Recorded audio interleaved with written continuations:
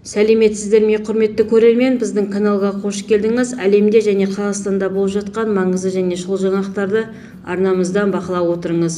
Видео кеңінен тарап, қажетті жерлерге жету үшін видео астындағы бір лайк және жазу түймелерін басыңыз. Қолдарыңыз Кебетулланың қабырғаларына тисін. Бізге қосылыңыздар, біз сізге ең жақсысын жеткізуді жалғастырамыз. Ал ендеше бастадық. Мемлекет жауап бермейді. Біріншіден бастап қазақстандықтар зейнетақысының 50% компанияларына ақшасын аудара алады.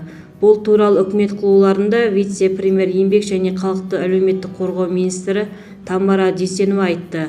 Бірақ бір нәрсені ескерейік, біздің жіберген қаражатымыз табыстылығы болмай қалуы сол компанияға байланысты болады.